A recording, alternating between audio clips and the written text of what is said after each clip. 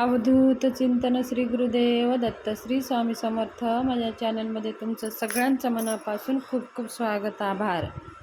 चला तर मग आज आपला विषय आहे, हिंदू धर्मामध्ये प्रत्येक सण अगदी आपण उत्साहाने साजरा करत असतो आणि प्रत्येक सणाला असे विशेष महत्त्व आहे।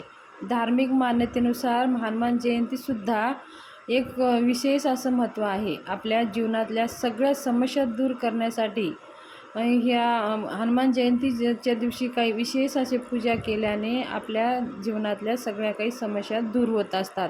आपल्याला खूप कर्जमुक्ती झाली असेल तरीही या कर्जापासून आपल्याला सुटका भेटते। अनेक वेळा आपण भरपूर मेहनत करूनसुद्धा आपली प्रगती होत नाही आणि तुमच्यासोबत देखील असंच होत असेल तर तुम्ही हनुमान जयंतीला ही पूजा करा आणि तुम्हाला खूप असं फायदेशीर ठरेल। देशभरामध्ये हनुमान जयंती मोठ्या उत्साहाने आपण साजरी करत असतो आणि ह्या दिवशी बजरंगबली हनुमानाची पूजा केल्याने प्रत्येक व्यक्तीचे सर्व त्रास, दुःख, दारिद्र्य दूर होतात आणि त्या व्यक्तीच्या सगळ्या इच्छा पूर्ण होतात। याशिवाय ह्या दिवशी काही असे विशेष सेवा उपायसुद्धा केले जातात। धार्मिक मान्यतेनुसार हनुमान जयंतीचा जन्म चैत्र महिन्याच्या पौर्णिमेच्या दिवशी अंजनी आणि राजा केसरी याच्या पोटी झाला होता। हिंदू कॅलेंडरनुसार हनुमान जयंती म्हणजे चैत्र महिन्यातील पौर्णिमा, तारीख आहे 12 रोजी पहाटे 3:21 सुरू होणार आहे। तसेच तारीख दुसऱ्या दिवशी 13 एप्रिल रोजी सकाळी 5:51 संपेल। उदयतिथीनुसार 12 एप्रिल रोजीच हनुमान जयंती साजरी केली जाणार आहे।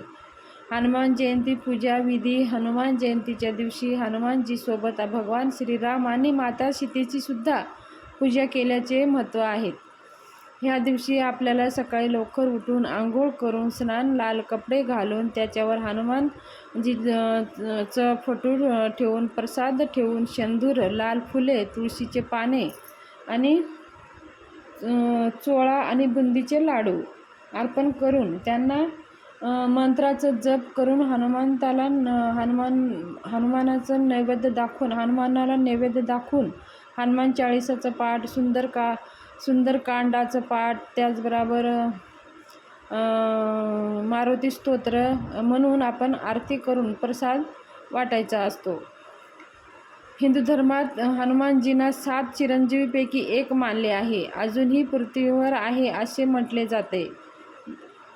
श्रद्धेनुसार हनुमान जयंतीच्या दिवशी योग्य विधीने पूजा केल्याने व्यक्तीला हनुमानजीचा आशीर्वाद मिळतो, त्याचमुळे त्याच्या जीवनातील सर्व दुःख आणि संकटे दूर होतात।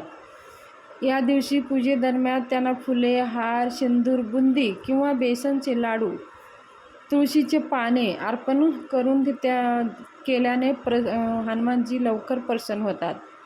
हनुमानजी जयंतीच्या दिवशी व्रत केल्याने तुम्हाला हनुमानजीची कृपा प्राप्त होते।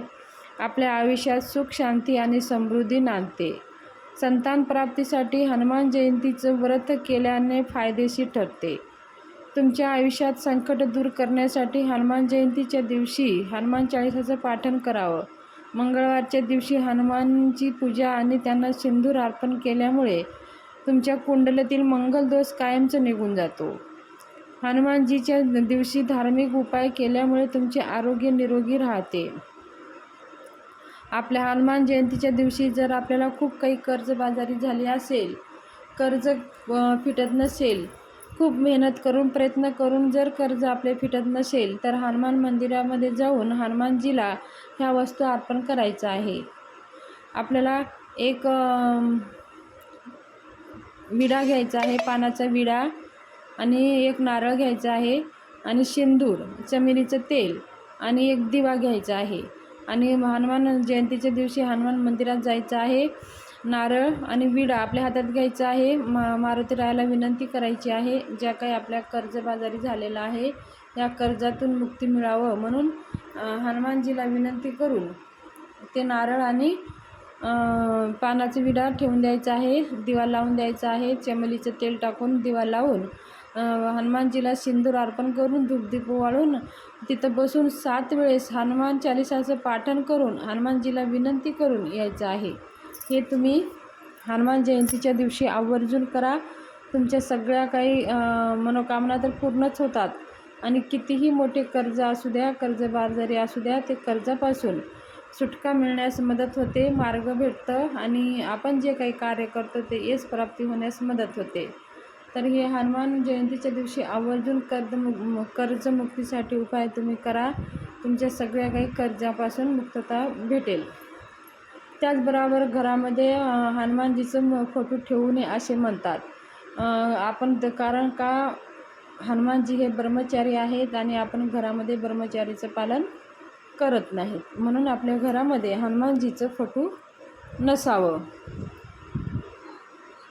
म्हणून मंदिरामध्ये जाऊन ही सेवा आपल्याला करायची आहे. जरी फोटो असेल तर आपण मंदिरामध्ये ते आपण ठेवून देऊ शकता. तर अशी ही हनुमानजीच्या दिवशी कर्जमुक्तीविषयी माहिती शेअर करायची होती. माहिती कशी वाटली, आवडली असेल तर चॅनलला सबस्क्राईब करा. धन्यवाद.